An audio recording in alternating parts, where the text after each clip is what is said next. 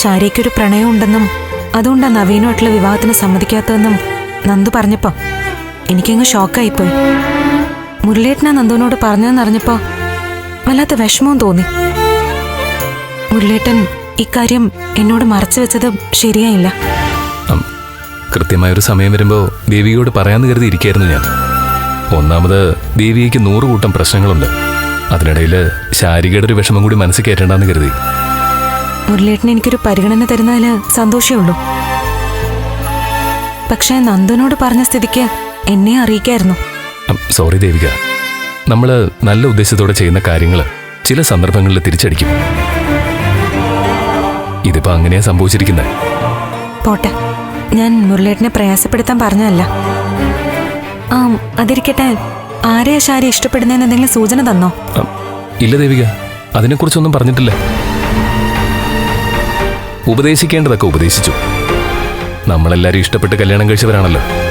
അതുകൊണ്ട് തന്നെ എതിർക്കേണ്ട ധാർമ്മിക അവകാശമൊന്നുമില്ല. പക്ഷേ ഗുണദോഷങ്ങൾ പറഞ്ഞു കൊടുക്കേണ്ട കടമയുണ്ട്.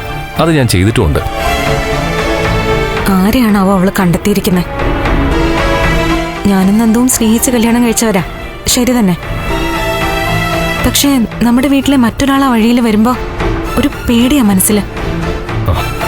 അത് നേരെ. പിന്നെ പ്രണയത്തിലും അർത്ഥമൊന്നും ഇല്ലെന്നാ ഇപ്പൊ എനിക്ക് തോന്നുന്നേ. നന്ദുവിന്റെ കാര്യം തന്നെ കണ്ടില്ലേ? ഇസബല്ല പറയുന്നതിനപ്പുറം നന്ദു ഒന്നും ചെയ്യുന്നില്ല. അത് ദേവികയുടെ സംശയം. നമ്മൾ മനസ്സിലാക്കുന്നതിനപ്പുറം മറ്റെന്തോ അടുപ്പം അവര് തമ്മിലുണ്ട്.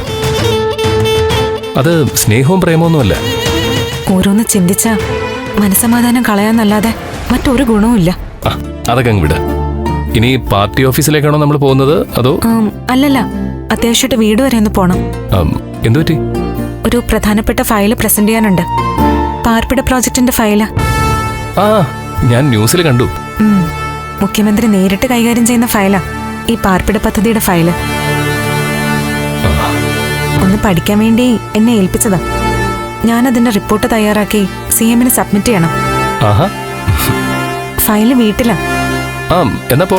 ശരി.